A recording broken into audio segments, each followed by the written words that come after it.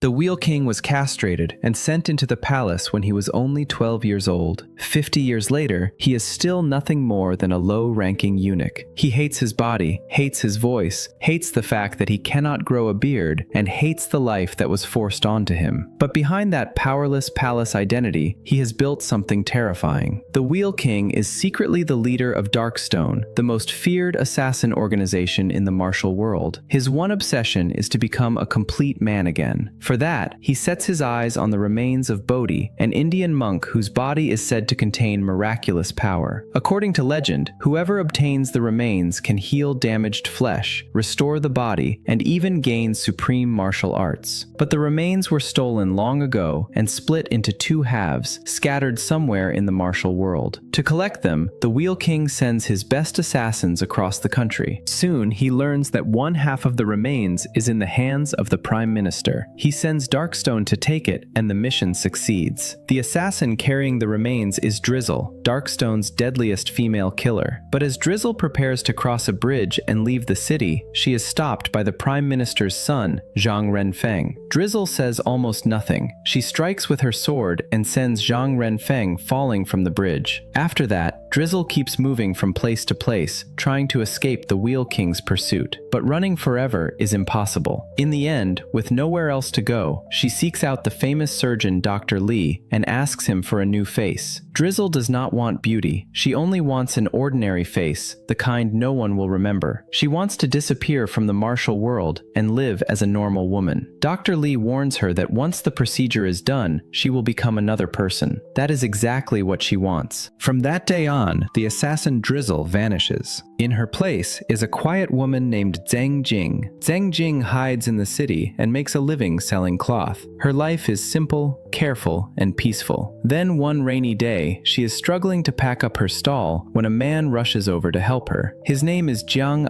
Sheng. He works as a local courier, and from the first moment he sees Zeng Jing, he falls for her. After that, every time it rains, Jiang Sheng appears near her stall, as if by fate. With the help of a kind landlady, Zeng Jing slowly begins to open her heart to him, but the martial world has taught her not to trust easily. To test whether Sheng knows martial arts, Zeng Jing secretly arranges for someone to hit him.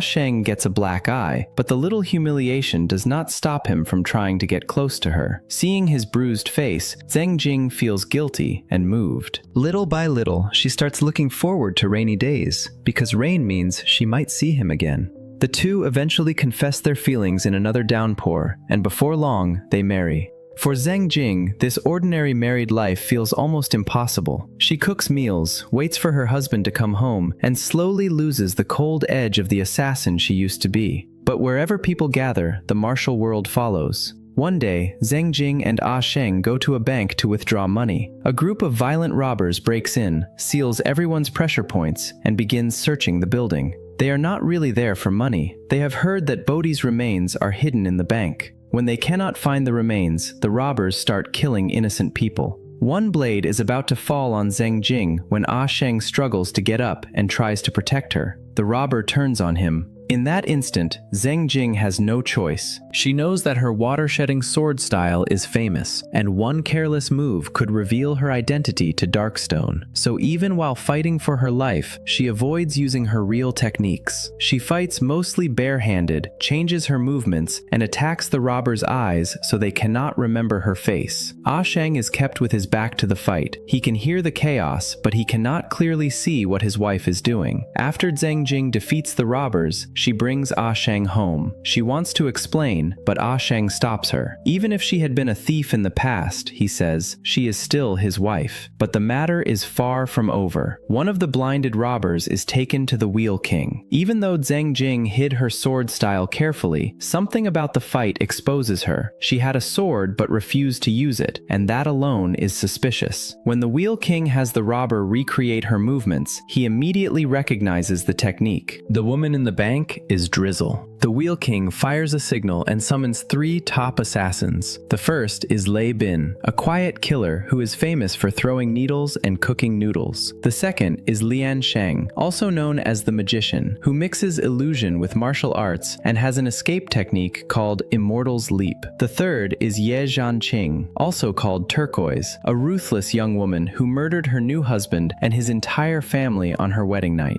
Her cruelty is exactly why the Wheel King chose her to replace Drizzle. Together, the 3 are ordered to hunt down Drizzle and retrieve the Bodhi remains. The next day, Zeng Jing returns home and finds 3 black stones on the table. She understands immediately. Darkstone has found her. When Ah Sheng comes home, Zeng Jing uses incense to put him to sleep. Then she takes her hidden water-shedding sword from the rafters and waits in the hall. The 3 assassins arrive. Zeng Jing pretends to be calm, but Turquoise attacks first. Zeng Jing dodges and strikes back, then draws her sword. Before the fight can fully begin, the Wheel King steps in. He looks at Ah Sheng lying on the bed and uses him as leverage. If Zeng Jing does not hand over the remains and return to Darkstone, the Wheel King will first kill everyone she knows, then kill her husband, and finally kill her. Zeng Jing can protect herself, but she cannot protect everyone around her. More than anything, she cannot bear to lose Ah Sheng, so she makes a deal. She will hand over her half of Bodhi's remains and help find the other half. In exchange, once the task is done, the Wheel King must give her freedom and leave her and Ah Sheng alone. The Wheel King agrees. Soon, Darkstone finds out where the other half of the remains has gone. It is in the hands of a wealthy banker who is paralyzed and desperate to heal his body. The banker tries to buy the remains from a master and disciple from the Kong Tong sect with a huge payment in gold. But the master and disciple are planning betrayal. The remains they bring are fake, and they intend to kill everyone, steal the money, and keep the real remains for themselves. A fight breaks out. The banker and his people are killed, and the Kong Tong master dies too. Only the disciple escapes with the real half of the remains. Zeng Jing and the magician have been watching from above. They immediately leap down and chase him. The magician reaches the disciple first, and successfully takes back the remains. But once the treasure is in his hands, greed takes over. After serving Darkstone for decades and carrying a body full of injuries, the magician wonders why he should not take the miracle for himself. Before he can act, the Wheel King and Lei Bin step out of the darkness. The magician knows he has angered the Wheel King. Since he cannot beat the leader alone, he tries to convince Zeng Jing and Lei Bin to join him, but he forgets about Turquoise. She attacks from hiding, forcing Zeng Jing into a fight. The magician draws his blades and uses fire to attack the Wheel King, but the Wheel King handles him with ease. As the battle turns against him, the magician tries to flee over the wall. Lei Bin hesitates. He knows Darkstone's power runs deep.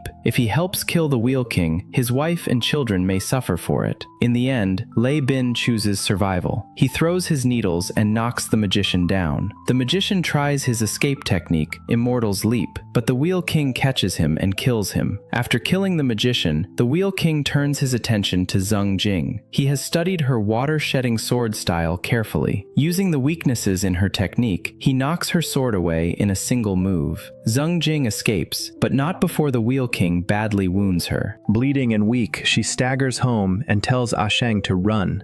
If she dies, she says, all her secrets are hidden in the graveyard behind Yun He Temple. Then she collapses into his arms. But Ah Sheng does not panic. He gently lays Zeng Jing on the bed, then walks to the table and eats calmly. After that, he tears down the door and digs under the floor. Soon, Lei Bin and Turquoise arrive. Ah Sheng asks if they were the ones who hurt his wife. When they admit it, Ah Sheng pulls a rusty blade from beneath the floor and begins sharpening it as if he has been waiting for this moment. Lei Bin attacks with a storm of needles, but Ah Sheng blocks them all. As he fights, Ah Sheng continues cleaning the rust off the sword. The blade slowly reveals its true edge. Then he pulls out a second sword from beneath the floor. When Lei Bin sees the pair of blades, he is stunned. Ah Sheng is not just a harmless courier, he is Zhang Renfeng, the man Drizzle stabbed off the bridge years ago. Everyone thought Zhang Renfeng died, but his heart was on the right side of his chest. That small difference saved his life. After waking up, he also went to Dr. Li, changed his appearance, and hid in the city while waiting for a chance to take revenge on Darkstone. Now his skill has grown, and the time for revenge has come. Ah Sheng fights Lei Bin and Turquoise at the same time. His twin swords work together, one long and one short, graceful on the surface, but filled with force. Lei Bin realizes he cannot win head-on and tries to use hidden needles again. Ah Sheng uses a chair to block them, closes the distance, and stabs him in the chest. Turquoise throws Zeng Jing's sword to distract him and escapes through the window, but Ah Sheng slashes her back before she gets away. Lei Bin manages to flee too, but he is mortally wounded. He returns home, eats the noodles his wife left for him, and dies quietly as his blood falls to the floor. Turquoise runs back to the Wheel King's residence. While the Wheel King treats her wound, he is drawn to her. But before they can become intimate, Turquoise discovers his secret. The Wheel King is a eunuch. He tries to explain that the Bodhi remains contain a method of internal cultivation. Once he masters it, he believes his missing body can be restored. He promises to take Turquoise away with him after that. Turquoise does not believe him. Instead, she humiliates him, saying he is not just incomplete, but useless. Her cruelty enrages him. The Wheel King subdues Turquoise and buries her alive. The next day, Ah Sheng sneaks into the palace and steals the half of Bodhi's remains in the Wheel King's possession. Then he sends a challenge, using the remains as bait. The Wheel King must come to Yunhe Temple at night for a final duel. Before that, Ah Sheng goes to the graveyard behind Yunhe Temple and breaks open the false tomb Zeng Jing told him about. Inside, he finds a box. In the box is a portrait of the assassin, Drizzle.